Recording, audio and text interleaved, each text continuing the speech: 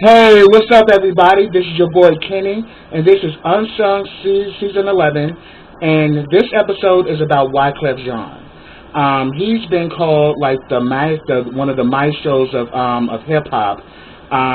He's also, one of the creators of the Fugees, which consisted of Wyclef, Lauryn Hill, and Pras, and pretty much that he's like a well-rounded musician. I mean, not only is he a good producer, a good songwriter, he can rap, he can sing, and he can also play guitar. I mean, and then on top of it, he's also a social activist. So we definitely saw a lot of that within this episode. Also, one person actually referred to him as, a Bob Marley to Haiti, a man who hasn't forgotten his homeland, hasn't forgotten where he came from, and is always reaching back to give charity and to give love and respect to the land in which he came from, which definitely I give utmost respect to.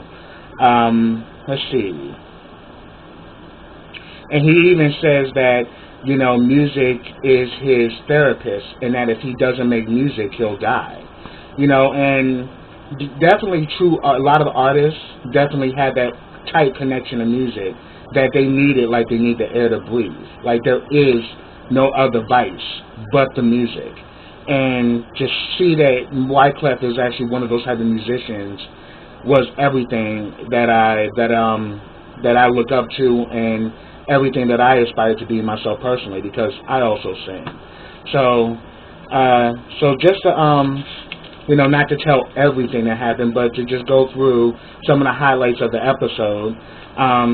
He was born in Haiti. His father was a minister. He was the eldest of 5 children. He actually knew what it was like to have nothing. He grew up in extreme poverty in Haiti. Pretty much they had no electricity, so the only light they got was from the sun and from the moon. And he even said that they were so poor that they actually would eat red dirt off the floor. Now, you don't know broke until you get to the point where you eating dirt. And it actually touched me personally when he talked about this, because it just goes to show how we in America, even though some of us who are struggling with poverty and struggling with with the hard knock life, we tend to forget that there are other nations that that we are rich compared to how they're living. And for him to actually say that, I mean, it was like hell. Being on Section 8 and being poor in America was like a dream compared to where he came from.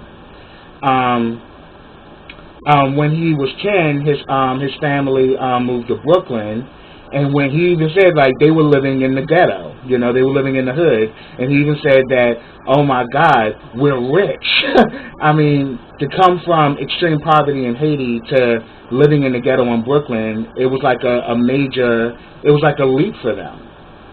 And he also talks about how one thing that inspired him was watching the Muppet Show, and that's where he developed the love to want to learn and play instruments. And they say that he had learned the piano, the accordion, and bass. Him and his brother Sam, who he's very close to, they were all involved in music, but they said that Wyclef took it, and it became like a mission for Wyclef. And also his father is a minister. His father actually, I think he had bought like a funeral home and he turned it into a church. And the family, he comes from a musical family, so the family will perform, for the church services. And, they pretty much, by them performing, it actually brought more people to the church. And also, they were forbidden to listen to secular music because their father didn't listen to secular music at all. And later on, when he became older, and Wyclef realized that was the direction he wanted to go into, was that he wanted to create music for the world, not just for the church. this put him and his father at odds, and eventually his father kicked him out the house, and he wanted to go live with his cousins, who who are also producers as well. And he said that they had this basement where they had all this equipment, where they can make beats and they can produce and arrange music. And he said that that place gave him life. That's where it all started. And he was saying that he don't know what would have happened to him if he didn't have that outlet. He probably would have been out robbing and stealing, And it was around this time, him working in the basement, and 1988 is when he first met Praz Michael.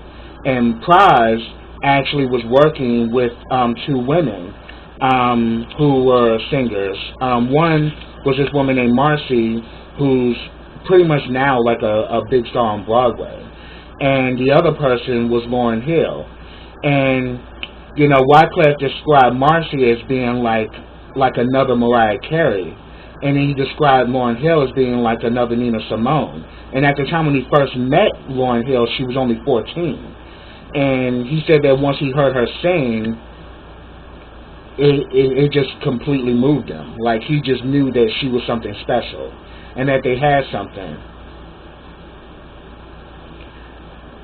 And then, like, at first they were called the Translator Crew because they had both Marcy and Lauryn Hill, but then once Marcy left, they ended up becoming the Fugees.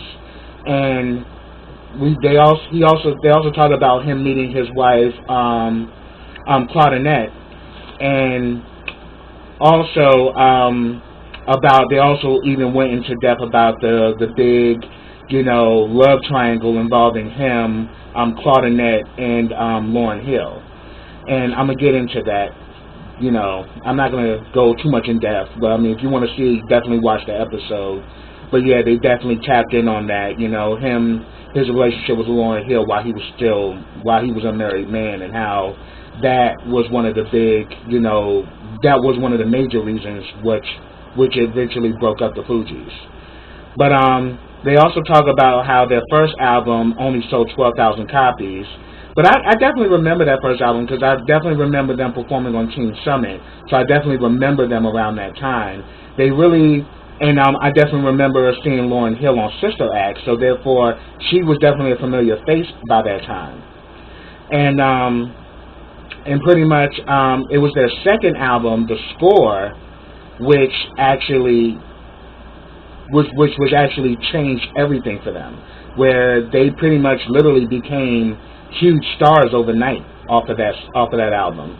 And then pretty much one of the big songs off that album was the remake of Killing Me Softly from Roberta Flack, and how Lauryn just gave it a totally different sound, and how they merged it with hip hop, with her and Wyclef kind of playing off of each other. And he even said that I played Lauryn's co-pilot, but Lauryn mainly is the main reason why that song was a success, because she kind of had that old school vibe, and we pretty much merged it with with hip hop, and that's what really made that song stand out. And it was a big hit for them. I mean, it went I think it went number 2 on the Top 100 and on the Hot 100, and it was also nominated for a Grammy. And pretty much and just to tap onto the whole situation involving him and Lauryn Hill, because it's like once The Score came out, they were pretty much big superstars from that point on. They pretty much had pop appeal. So they won the cover of Rolling Stone. They were, getting, they were performing, on the Grammy stage and doing all these great things. But, what actually ended up breaking up the group was the demise of Wyclef and Lauryn's relationship. And in his memoir called Purpose, he actually mentions one of the reasons that they broke up was because she ended up becoming pregnant with Rohan Marley's child. And that's what initially broke them up. And also, Lauryn Hill and Praz, refused to be interviewed from Unsung, so we didn't have their take on the situation. But according to him, that's what went down. But the good thing about the score is that it actually sold 18 million records worldwide. And sadly, it was the beginning of the end. You know, they had this great leap of success, and then just like that, it was over. So they all went their separate ways, and pretty much what Wyclef decided to do was go solo. And you know, Trying to Stay Alive was one of those songs, one of the first songs he did as a solo artist. And I remember the video like it was yesterday. I remember being a teenager when it came out, and I definitely you know, liked the video because it was like a takeoff. Saturday Night Fever, the Bee Gees, also Michael Jackson's Beat It. I mean, the whole video was very entertaining, and it was like a big hit, you know. And it was also showing, you know, Wyclef's talent of how he can take other genres and can actually bring them up to today, and kind of modernize them for today's audience, but then also give it a hip hop flair. So I thought that was rather, you know, astonishing, you know, how he was able to do that. And I remember that was being one of my favorite songs. And they also talk about the song Gone to November, which was about his wife Claudinette, of how there was so much distance in their relationship, and at one point they were separated, but they have gotten back together, and they now have a little girl, and she's pretty. She's really pretty. And also in the video of Gone to November, he's in the video with Bob Dylan. So to actually be sitting next to a legend and he's congratulating you on what you're doing musically, I mean, that is like one of the highest compliments you can receive, where someone who's a legend in the music industry, you know, taps you on the shoulder and says you're doing a great job. So that was pretty cool. And pretty much his first solo album, which I think was called The Carnival. If I'm wrong, correct me in the comments. That album went platinum, and he's also produced for other acts as well, like Destiny's Child. Remember, No No No? He actually helped launch Destiny's Child, so that was pretty awesome. And then he also produced for City High. You know, that was a group with Claudette Ortiz and Ryan Tovey, and like, yeah, he actually helped produce their, you know, first solo album and everything. So I thought that was pretty cool. And then also they talked about one of his big songs, 911, which is off of his Eclectic album, and also a song that he did with Mary J. Blige. The song went to the top 10 on the rap charts as well as the R&B charts, and it really just another powerful song. I mean, where, you know, he's able to bring not only the best out of other artists, but also show different dimensions of his talent. And he also helped produce Maria Maria for Carlos Santana, and I remember that track. That track was hot. You know, that was a part of Santana's comeback, you know, which he won like an obscene amount of Grammys for. They also talk about his program called Yele Haiti, which is, you know, crying for freedom and also investment in the youth. And he even threw this big, you know, concert at Carnegie Hall, you know, to raise funds, you know, for Yele Haiti. And that was the first time that his father actually saw him perform, because, you know, him and his father were at odds off of this whole question of music. And his father was you know, a person who's of the cloth, was like, you can't serve two masters. So there was that, you know, division. But at that moment, his father actually, you know, paid homage to him, and he felt great that his father finally accepted who he was and what he had become. But sadly, his father had ended up dying in a car accident when he was 60 years old. And he pretty much said it was a really hard time for him, but he knows that his father's always with him. And then also, they also talk about, you know, where, you know, he has done a lot to try to end gang violence in Haiti. After I forgot the name of the hurricane, but a hurricane hit Haiti, which brought about a lot of even more poverty and devastation, but then violence had risen to an all-time high. And the whole idea was that they literally went there, him and his team, saying that, look, we'll give you food, we'll help you, but stop killing because it's gonna destroy the country. And I get what they're saying about that, because when you actually kill someone, you're actually killing, potential, and you're killing potential manufacturing, you're killing potential industrialization, you're killing potential educators, and you're pretty much killing your wealth when you kill, individual human beings. And when you do it in droves, I mean, that's a lot of potential that is just lost, that can't be regained. So I definitely got that idea. And then they also talked about the song Sweetest Girl, which he was talking about, the exploitation of women. And he was saying that, how women are exploited, like in music videos, with the big butts and all of that. But then also he was saying that he also wanted to show in this video that, women with no makeup who are just as beautiful and deserves to be respected as well. Women who are just naturally beautiful. Women who don't have to put on, the status quo of what beauty is, and that they can just be, their genetic beautiful selves. Thought that was pretty deep. And they also talk about him, running for the president of Haiti, and the reason why he did it was because that, there needed to be a statement made that we need leadership, that we need someone who's not afraid to face up to the problems, but then come up with solutions. So I thought that was pretty deep.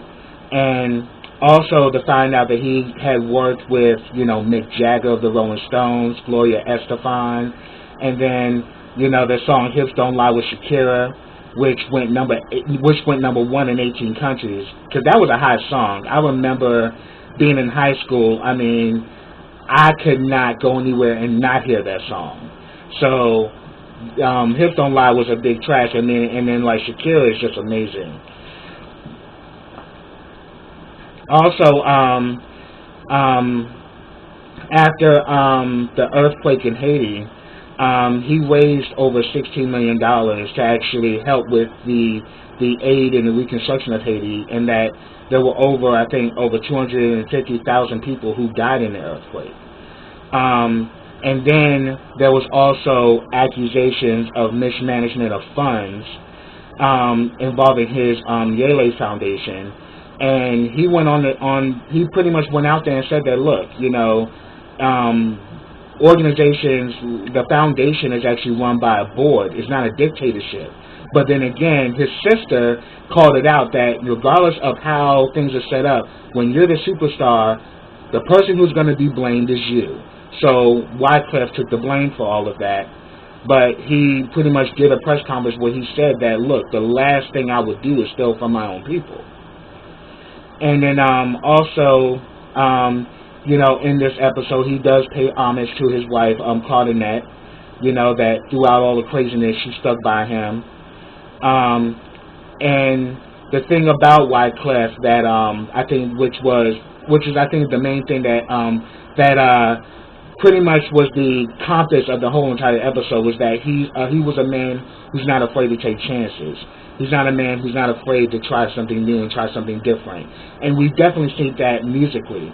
I even remember seeing him live once when I was in Newark, New Jersey. I think back in 2004, I believe, was when I saw him there. And I remember him, doing the concert, and he really just had everybody going. And it was at a political event where I saw him, and he rocked the show. And he definitely had us all up in there jamming. So I've definitely seen Wyclef in person. So it was great to actually see his story being told on Unsung. And that's what I have for you guys. If I missed anything, put it down in the comments. I would love to hear from you guys. And feel free to comment on my video. But again, be respectful, because I'm a respectful man, and I you know, ask for respect back in return. So that's what I have for you guys. So subscribe to my channel. Click that bell so you can get notifications every time I drop a video. Like this video, comment on this video, and share this video. And I will be back with the next episode of Unsung. So until then, everybody, take care.